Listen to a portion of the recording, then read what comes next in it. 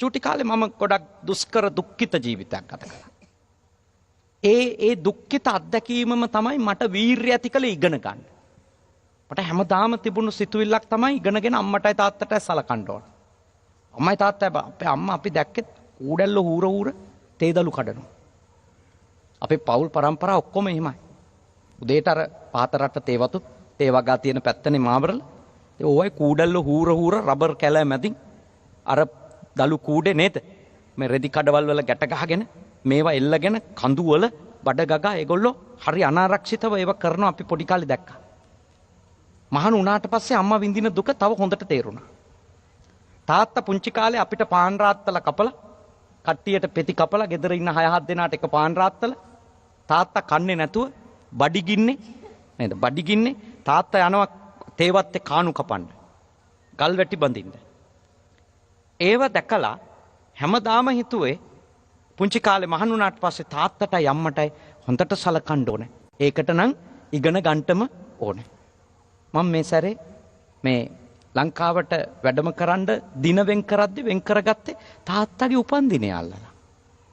එයයි තාත්තත් එක්ක ඉන්න තාත්තා වෙනුවෙන් දෙයක් පින්කමක් කරන්න. තාත්තා වෙනුවෙන් එයාගේ ජීවිතේට ලං වෙලා ඉන්න අඩුම එයාගේ උපන්දිනේ දවසේ. ඒ මට ඉගෙන ගන්න වීර්යාවේ දුක්ඛිත අත්දැකීම.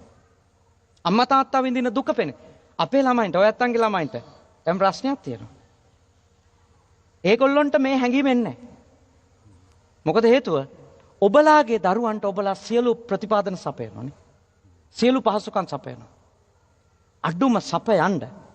හැබැයි ඔබලා ඒව සම්පාදනය කරගන්න කොච්චර ආයතන ඇතුලේ දුක් විඳිනවද? කොච්චර පීඩා විඳිනවද? කොච්චර ස්ට්‍රෙස් එකකින්ද ඉන්නේ මේ කැමරාව ඉස්සරහා hina වුණාට මේක hinaවක් නෙවෙයි. මේක ඇත්තට ගත්තොත් ඇතුලෙන් නේද?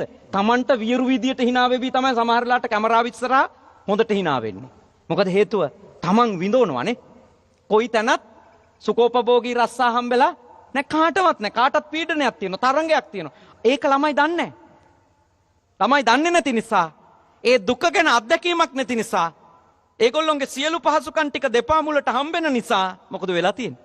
උත්සාහෙත් නැහැ, වීරියෙත් නැහැ. අඩුම සසරෙන් ගැලවෙන්න නෙමෙයි. අඩුම විශ්වවිද්‍යාලයටවත් යන්න ඕනේ කියලා. මේක කරගෙන විභාග ටික පාස් කර ගන්න ඕනේ. නිකන් විභාගේ කරන්නේ අම්මගේ වැඩක් විදියට ඒක. නෑ මෙයාලට නේ ඕනේ අපිට උගන්වන්න. අන්තිමට ෆේල් වෙච්ච දවසට බනින්නේ කාටද? අම්මට බනින්නේ. ඇයි අපිට කිව්වද ඕවා? උනන්දු කරාද? ඔයා පාඩම් කෙරෙව්වද? එයාද පාඩම් කරවන්න ඕන Taman නෙමෙයිද? එහෙනම් තේරුම් ගන්න. මේ දුක්ඛ සැපතක් කරගන්න ඕනේ ළමයි. මේ පුතාලා දූලා කවුරුත් ඒකට Tamanට දුකක් තියෙනව නම් පොඩි හරි ඒක සැපතක් කරගන්න මොකද කරන්න ඕන? වීරිය කරන්න ඕන.